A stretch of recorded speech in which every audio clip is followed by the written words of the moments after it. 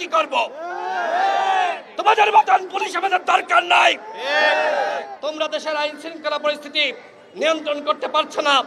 তোমরা শুধু শুধু বেতন নিবা। জনগণের ভ্যাট ট্যাক্সের টাকায় তোমাদের বেতন দেওয়া হয়। সুতরাং জনগণের জানমালের নিরাপত্তা তোমাদেরকে নিশ্চিত করতে হবে। এই ছাত্র জনতা জীবন দিয়ে কিসের পরিবর্তন করলো আর কোন সরকারকে ক্ষমতায় বসালো? স্বরাষ্ট্র উপদেষ্টা কি করে? গতকাল আপনারা দেখেছেন, আমি এই ঘটনার সাথে সাথে ফারুক হাসানকে নিয়ে আমি শাহবাগ থানায় গিয়েছিলাম। রমনা জোনের ডিসির সাথে আমি কথা বলেছি, এডিসির সাথে কথা বলেছি এবং ওসির সাথে কথা বলেছি। ওসি তখন বলে সেখানে চেয়ার ছোড়াছড়ির ঘটনা ঘটেছে।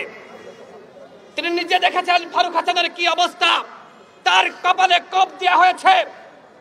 তিনি বলেন তদন্ত করে ব্যবস্থা নেওয়া হবে। এইরকম ওসি আমরা দেখতে চাই না। আমরা চাই জনগণের পুলিশ, জনবান্ধব। রাতে আমরা উপদেষ্টা আসিফ মাহমুদের সাথে কথা বলেছি। ফোন দেওয়ার পরে তিনি বললেন যে ভাই তথ্যপত্র পাঠান। আমি দুইজন আসামির, যে দুইজনের নেতৃত্বে শরীফ এবং হিল্লোল, যে দুইজনের নেতৃত্বে এইখানে 20 থেকে 25 জন হামলা চালিয়েছে, তাদের সমস্ত তথ্য আমি আসিফকে দিয়েছি। আজকে সকালে উপদেষ্টা শারমিন মুর্শিদ আমাকে ফোন দিয়েছিলেন।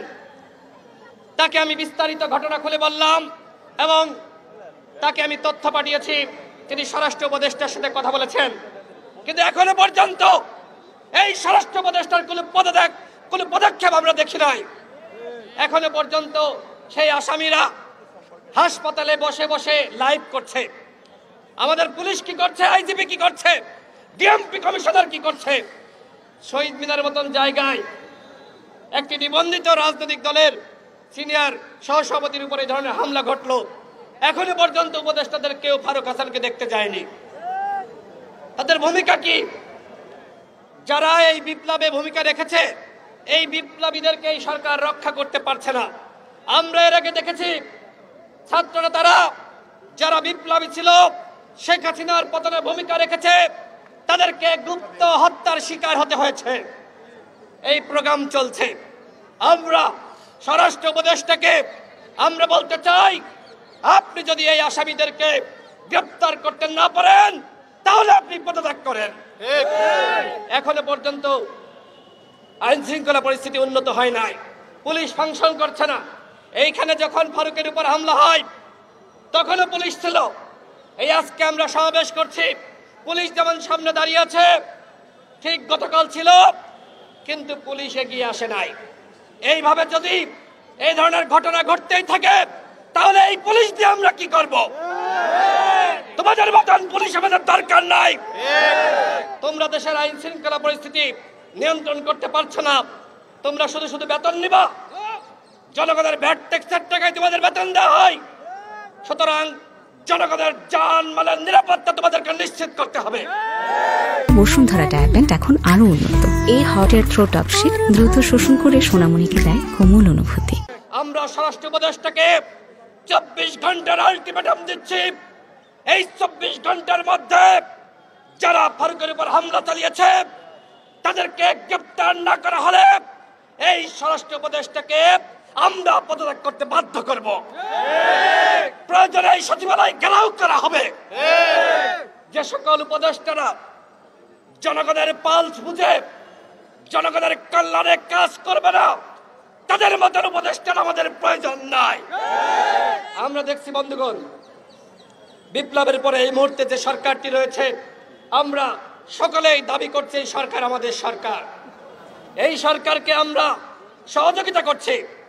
ঠিক একইভাবে এই সরকারের ভুল ভ্রান্তি ধরিয়ে দেওয়া আমাদের দায়িত্ব। সরকারের সমালোচনা করা গণতান্ত্রিক রাষ্ট্রে বৈধ, অথচ কালকে কতিপয় সন্ত্রাসী শরীফ, সাইফুল, হিল্লোল এবং তনয়, এই 4 জনের নেতৃত্বে হামলা হয়েছে। এখনো পর্যন্ত এদেরকে গ্রেপ্তার করা হলো না। এরা চক্ষু বিজ্ঞান হাসপাতালে বসে বসে লাইভ করছে, ঠিক সেইখানকার ক্যান্টিনের ঠিকাদারি নিয়েছে। এরা ব্যবসা বাণিজ্য শুরু করেছে। এরা দাবি করছে এরা নাকি বিপ্লবী। আপনারা দেখেছেন এর আগে স্বাস্থ্য উপদেষ্টাকে যারা আহত নামধারী যারা অবরুদ্ধ করেছিল, রাস্তায় যারা বসে রাস্তা অবরোধ করেছিল, গতকাল সেই তারাই ফারুকের উপর হামলা চালিয়েছে। এই কোন ষড়যন্ত্র? এই ষড়যন্ত্রের পিছনে কারা রয়েছে? এটি কোনো ছোটখাটো ঘটনা নয়। সরকার জানে, সবাই জানে, প্রশাসন জানে, কিন্তু এখনো পর্যন্ত ব্যবস্থা না হয়নি। আমরা সরকারকে বলবো, আপনারা কোন কাজে ব্যস্ত রয়েছেন? এখনো পর্যন্ত আপনারা দ্রব্যমূল্যের দাম কমাতে পারেন নাই। আওয়ামী লীগের যারা হাইকমান্ড ছিল, ওবায়দুল কাদের থেকে শুরু করে জাহাঙ্গীর কবির নানক, তারা পালিয়ে যাচ্ছে। শেখ পরিবারের একজনকে গ্রেপ্তার করেন নাই। আপনারা বলছেন গণহত্যার বিচার করবেন। পুলিশের, র্যাবের, বিজিবির যারা সরাসরি ছাত্র জনতার বুকে গুলি চালিয়েছে, তাদেরকে গ্রেপ্তার করেন নাই। কিসের গণহত্যার বিচার করবেন? বিচারের নামে ভাওতাবাজি এই প্রহসন বাংলাদেশের জনগণ মেনে নিবে না। আপনারা বলছেন আসামি যদি উপস্থিত না থাকে তাও আমরা রায় দিয়ে দিব। বন্ধুগণ, শুধুমাত্র রায় ঘোষণা করলে কি বিচার হয়ে গেল?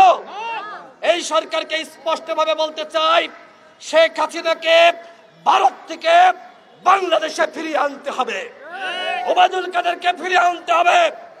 গণহত্যার মাস্টারমাইন্ডরা ভারতে থাকবে, আর আপনারা বাংলাদেশে বসে রায় ঘোষণা করবেন।